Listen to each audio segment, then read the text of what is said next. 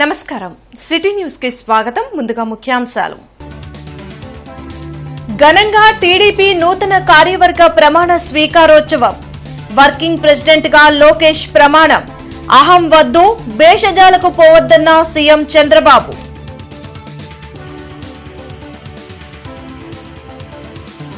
నియోజకవర్గంలో మౌలిక వసతుల కల్పనే లక్ష్యం పలు అభివృద్ధి పనులకు శంకుస్థాపన చేసిన ఎమ్మెల్యే నసీర్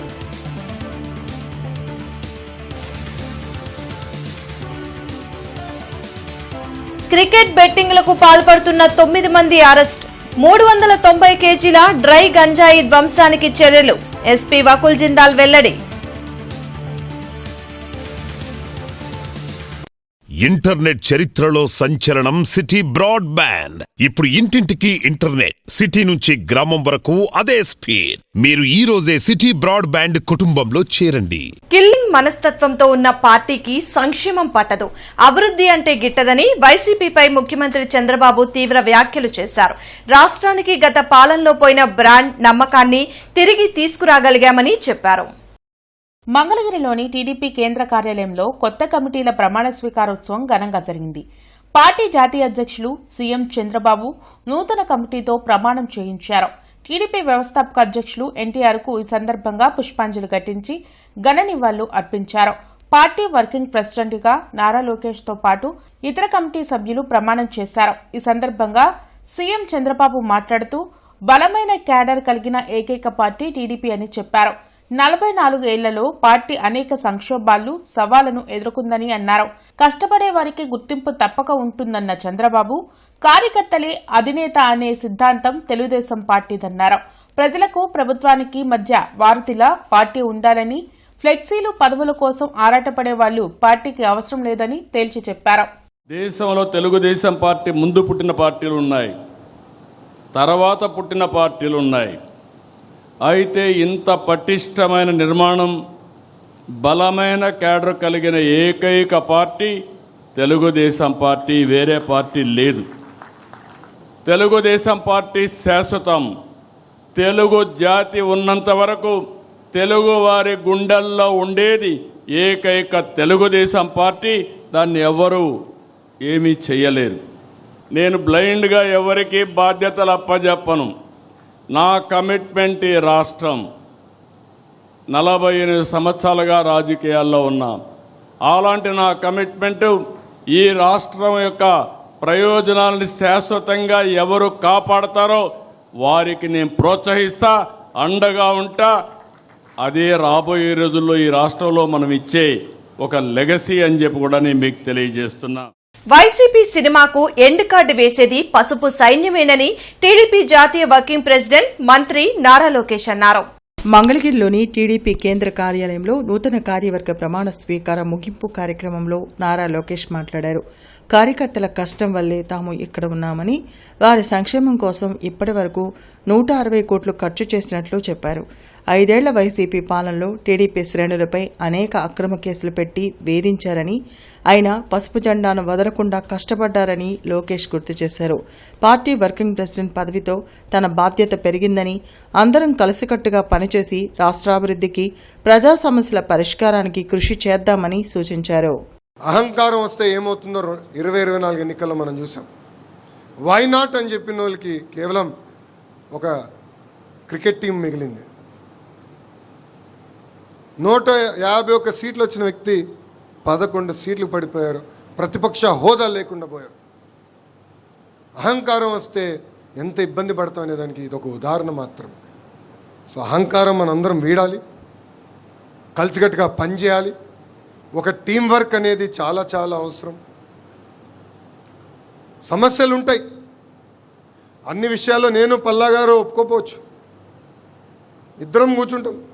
నేనన్నా పల్లాన్ని కన్విన్స్ చేస్తాను, లేదంటే పల్లన్నా నన్ను కన్విన్స్ చేస్తాను.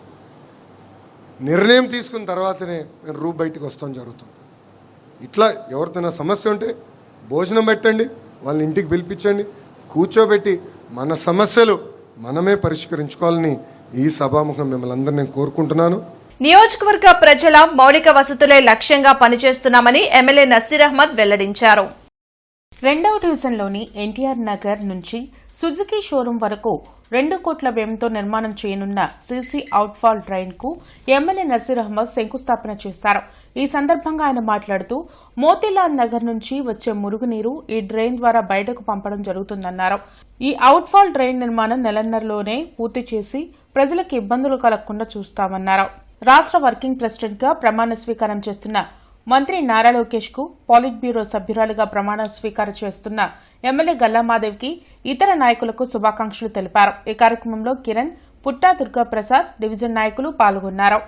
ఎప్పుడు లేనటువంటి విధంగా నెహ్రూ నగర్ ప్రాంతం నుంచేటువంటి అవుట్ఫాల్ డ్రైన్ ని కంటిన్యూషన్ గా ఒక పక్కన మణిపురం బ్రిడ్జ్ దగ్గర నుండి సుజుకి హోండా షోరూమ్ మన మారుతి షోరూమ్ వరకు ఒక డ్రైన్ ని ఏర్పాటు చేసి దాదాపు 2 కోట్ల రూపాయలతో ఈ డ్రైన్ ని నిర్మించడం జరుగుతూ ఉంది. అదే విధంగా రైల్వేస్ వాళ్ళు మణిపురం బ్రిడ్జ్ మన నెహ్రూ నగర్ గేట్ దగ్గర నుండి మోతీలాల్ నగర్ వైపుగా రామరెడ్డి తోట మీద నుంచి ఆ డ్రైన్ వచ్చి దీనికి కనెక్ట్ అవుతుంది.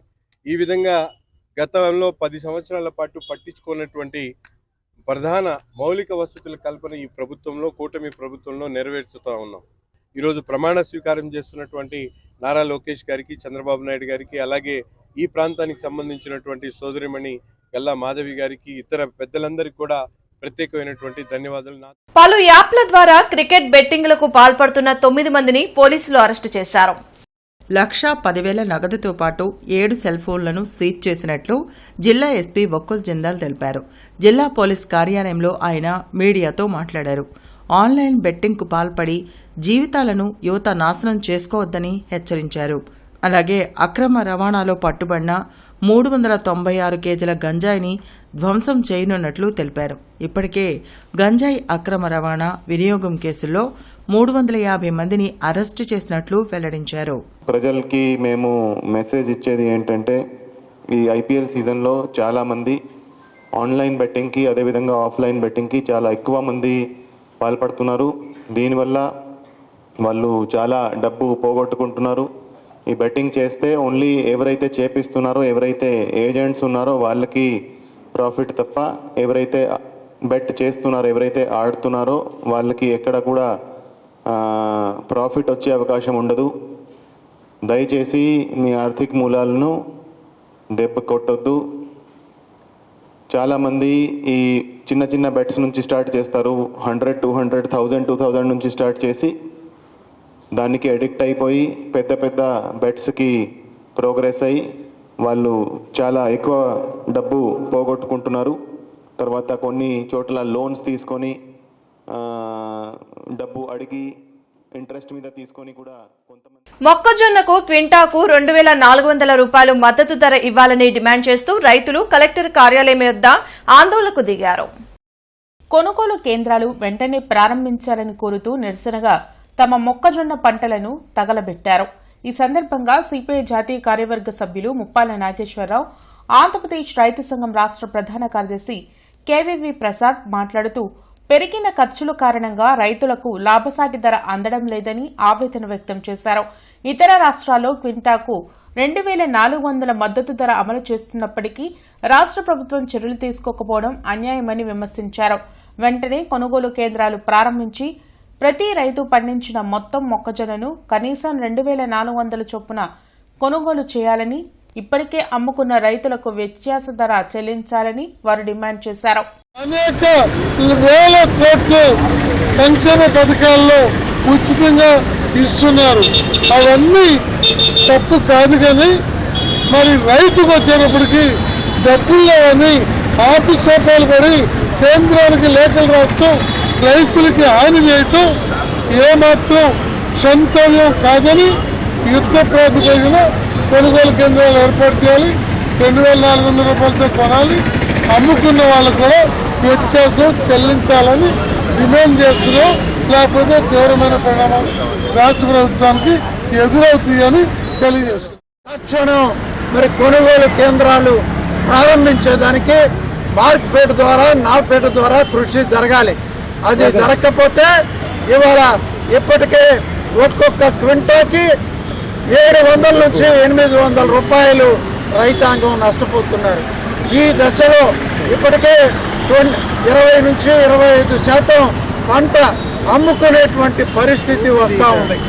కాబట్టి వాళ్ళకి కూడా ఎవరైతే పంట అమ్ముకున్నారో ఆ రైతులకు కూడా ధర వ్యత్యాసం ఏదైతే ఉందో 2400 రూపాయలు మరి చెల్లించాల్సినటువంటి మద్దతు ధర ప్రకారం అభివృద్ధిని అడ్డుకోవడమే లక్ష్యంగా వైసీపీ పనిచేస్తుందని కూటమి నేతలు మండిపడ్డారు. స్వర్ణభారతి నగర్లో పేదలు ఇల్లు కోల్పోతున్నారంటూ వైసీపీ నేత బాలసాని కిరణ్ చేపట్టిన ఆందోళనలో నిజం లేదన్నారు. ఇన్నర్ రింగ్ రోడ్ ఫేజ్ 3లో 340 మంది ఇల్లు కోల్పోతే 330 మందికి ఇప్పటికే పునరావాసం కల్పించామని తెలిపారు. కొంతమంది బాధితులను రెచ్చగొట్టేలా వైసీపీ డ్రామాలు చేస్తుందని విమర్శించారు. వైసీపీ కుట్ర రాజకీయాలు మానుకొని అభివృద్ధికి సహకరించాలని, లేని పక్షంలో ప్రజలే బుద్ధి చెప్తారని పేర్కొన్నారు. రోడ్డు నిర్మించుకోవడానికి మరి అడ్డుగా కొన్ని ఇళ్ళు రావడం జరిగింది. దగ్గర 385 ఇళ్ళు ఉన్నాయి. ఆ ఇళ్లలో అయితే 167 ఇళ్ళు మాత్రమే వాళ్ళకి పట్టాలు ఉన్నాయి. మిగిలినవన్నీ ఎంక్రోచ్మెంట్సే.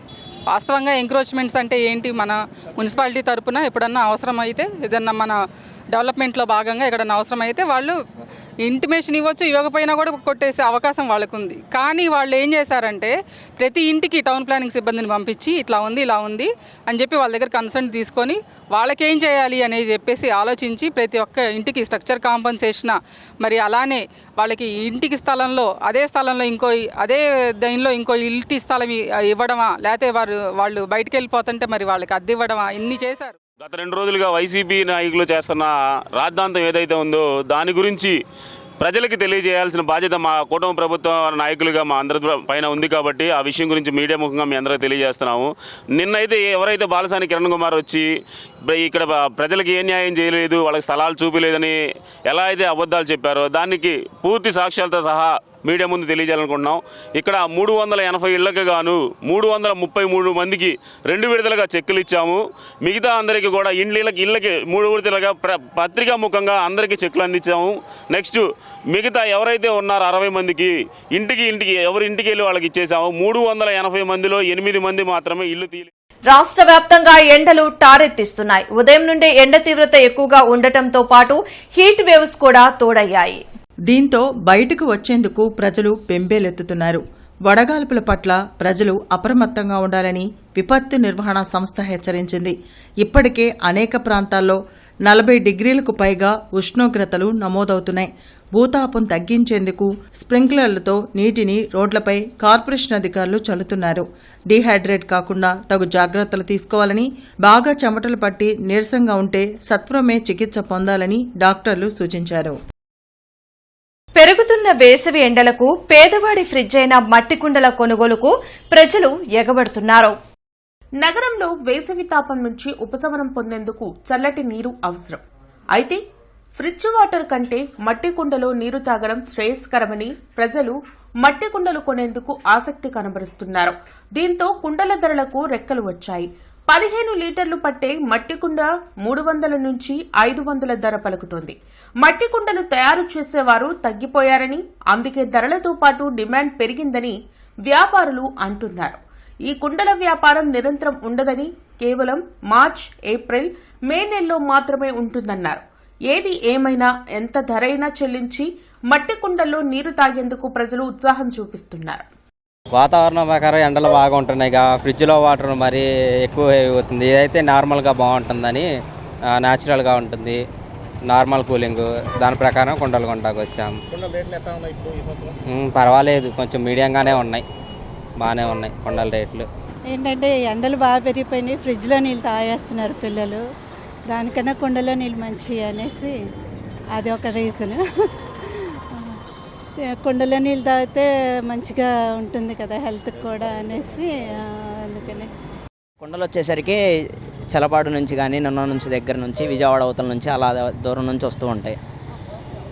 ప్రజెంట్ అయితే కుండలు బాగా రేట్లు అయితే నడుస్తున్నాయి.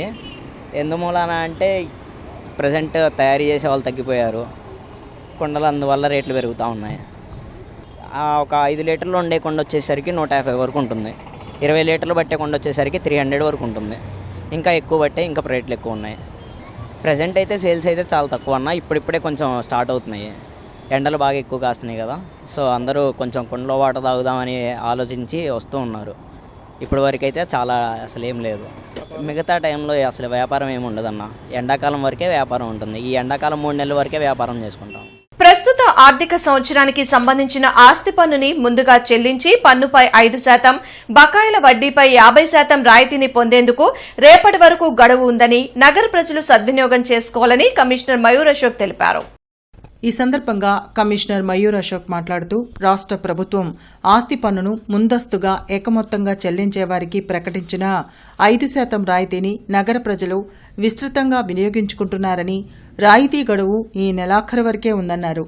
ఆస్తి పన్ను, ఖాళీ స్థలాల పన్ను బకాయిలను ఒకేసారి ఏకమొత్తంగా చెల్లిస్తే వారికి వడ్డీపై 50% రాయితీని కూడా ఈ నెలాఖరులోపు చెల్లించి పొందవచ్చని తెలిపారు. నగరంలో ఆస్తి, ఖాళీ స్థల పన్నుదారులు ఈ అవకాశాన్ని సద్వినియోగపరచుకొని ఈ నెలాఖరులోపు ఆస్తి పన్ను చెల్లించి రాయితీ పొందాలని కోరారు.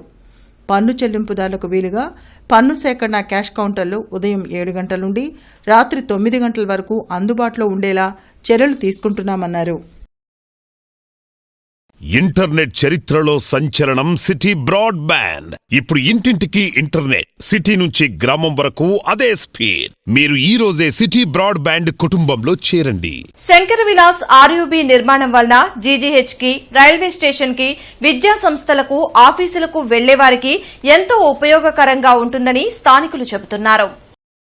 నగర అభివృద్ధిలో భాగంగా 4 లైన్ల శంకర్ విలాస్ బ్రిడ్జ్ నిర్మాణం కేంద్ర సహాయ మంత్రి పెమ్మసాని చంద్రశేఖర్ ప్రారంభించారు. అయితే మొదట్లో టెక్నికల్ అంశాల కారణంగా కొంతకాలం నిర్మాణం పనులు నిలిచిపోయాయి. కానీ నగరవాసులు పడుతున్న ట్రాఫిక్ సమస్యలను గమనించిన మంత్రి పెమ్మసాని అన్ని అడ్డంకులు తొలగించి 2027 జులై నాటికి బ్రిడ్జ్ నిర్మాణం పూర్తి చేయాలని కాంట్రాక్టర్లను ఆదేశించారు. ఆ దిశగానే శంకర్ విలాస్ బ్రిడ్జ్ నిర్మాణం పనులు రేయింబవళ్లు చేస్తున్నారు.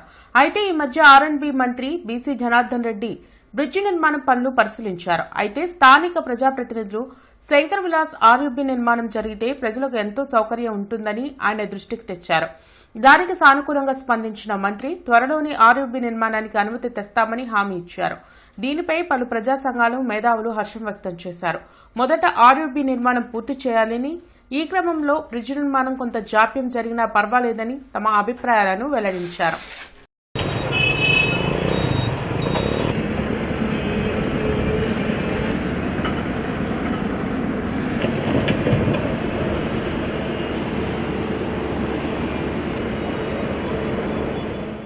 బ్రిడ్జి యొక్క నిడివిని పొడిగించి ఇవాళ ఇటు స్టార్టింగ్ లాడ్జ్ సెంటర్లో ఎక్కినటువంటి వాహనదారులు అటు హిందూ కాలేజ్ సెంటర్ వెళ్ళి యూటర్న్ తీసుకుని మళ్ళీ railway station, hospitals, government hospital, Saint Joseph hospital, colleges వీటన్నిటికి వెళ్ళాలంటే చాలా తీవ్రమైనటువంటి ఇబ్బందులు నెలకొంటాయి. అందుకని వాటిని అధిగమించడం కోసం ఆర్యూబీ కనుక ముందే నిర్మాణం చేస్తే ప్రజా రవాణాకి, ముఖ్యంగా హాస్పిటల్కి వెళ్ళేటువంటి వాళ్ళకి, ఇతరులకి, స్థానికులకి అది ఉపయోగపడుతుంది. దూర ప్రాంతాలకు వెళ్ళే వాళ్ళు బ్రిడ్జి మించి వెళ్ళిపోతారనేది మేము మొదటి నుంచి చేస్తున్నటువంటి వాదన. సంవత్సరం కాలం పాటు అది జరగలేదు. కానీ బ్రిడ్జి డిజైన్లో మటుకు మేము భవిష్యత్తులో ఆర్యూబీ అవసరమైతే నిర్మిస్తాము, ఆ డిజైన్ ప్రకారం పిల్లర్ స్ట్రక్చర్ నిర్మాణం చేస్తున్నామని చెప్పి కేంద్ర మంత్రి గారు ప్రకటించారు. కానీ ఆ దిశగా పనులు జరగలేదు. మేము మొదటి నుంచి ఆర్యూబీ నిర్మాణం ముందు చేపట్టండి, 4 నెలల్లో అయిపోయేటువంటి నిర్మాణ ప్రక్రియ అది కనుక అయిపోతే ఈ బ్రిడ్జి ఇంకో సంవత్సర కాలం ఆలస్యమైనా కూడా ప్రజల రవాణాకి ఎటువంటి ఇబ్బందులు లేకుండా ఉంటుందనేది. ఆచార్య నాగార్జున విశ్వవిద్యాలయం గోల్డెన్ జూబ్లీ వేడుకలు, కళాశాలల వార్షికోత్సవాలు 2026ని ఘనంగా నిర్వహించారు. కార్యక్రమం గణపతి పూజ, విశ్వవిద్యాలయ గీతంతో ప్రారంభమై అనంతరం జ్యోతి ప్రజ్వలనతో కొనసాగింది. ప్రారంభంలో గాన ప్రదర్శనలు, విద్యార్థిని ప్రదర్శించిన శాస్త్రీయ నృత్యం ప్రేక్షకులను ఆకట్టుకున్నాయి. ఈ వేడుకలకు ముఖ్య అతిథిగా vice chancellor professor K Gangadhar Rao హాజరయ్యారు. విశిష్ట అతిథులుగా డాక్టర్ గజల్ శ్రీనివాస్, అర్జున్ అవార్డు గ్రహీత, ఒలింపియన్ మంగళ్ సింగ్ చాంపియా, కళారత్న దామోదర్ గణపతిరావు పాల్గొన్నారు. గౌరవ అతిథులుగా registrar professor G Simhachalam, rector professor R Sivaram Prasad, OSD professor RVSSN Ravikumar హాజరయ్యారు. ఈ సందర్భంగా కళారత్న దామోదర్ గణపతిరావు మాట్లాడుతూ భారతీయ సంస్కృతి, సాంప్రదాయ కళల ప్రాముఖ్యతను వివరించి యువత కళల పట్ల ఆసక్తి పెంపొందించుకోవాలని సూచించారు. రోడ్డు విస్తరణ పనుల్లో భాగంగా లైన్స్ మరియు డీటీఆర్ఎస్ షిఫ్టింగ్ పనుల కారణంగా రేపు ఉదయం 7 గంటల నుండి 11 గంటల వరకు లక్ష్మీపురం మెయిన్ రోడ్, చంద్రమౌళి నగర్, అశోక్ నగర్ తదితర ఏరియాల్లో విద్యుత్ సరఫరాకు అంతరాయం కలదని విద్యుత్ అధికారులు పిహెచ్ ఖాన్, ఎన్ గురవయ్య తెలిపారు. కావున వినియోగదారులు శాఖకు సహకరించాల్సిందిగా కోరారు. నేటి మిర్చి ధరలు ఇలా ఉన్నాయి. నాన్ ఏసీ మిర్చి ధరలు: కామన్ వెరైటీ 334 రకం మినిమం 13,500, మాక్సిమం 22,500, మోడల్ 21,000.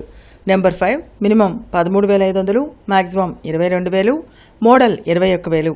341 రకం మినిమం 14,000, మాక్సిమం 21,500, మోడల్ 21,000.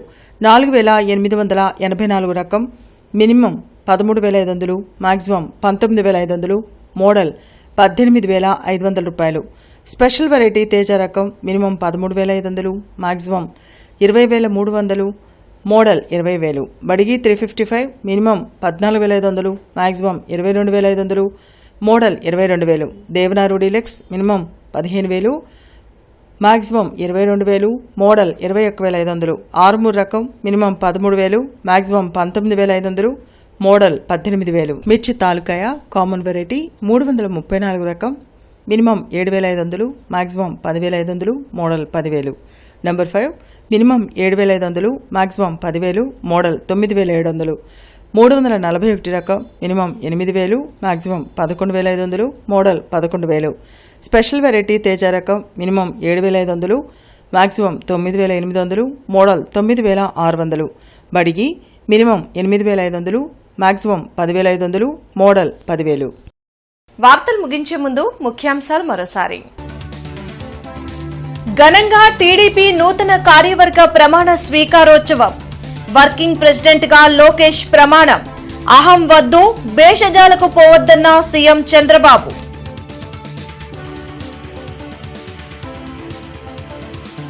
నియోజకవర్గంలో మౌలిక వసతుల కల్పనే లక్ష్యం. పలు అభివృద్ధి పనులకు శంకుస్థాపన చేసిన ఎమ్మెల్యే నసీర్.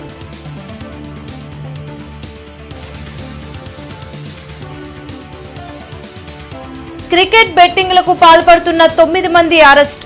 390 కేజీల డ్రై గంజాయి ధ్వంసానికి చర్యలు. ఎస్పీ వకుల్ జిందాల్ వెల్లడి. ఈ వార్తలింతటితో సమాప్తం. నమస్కారం.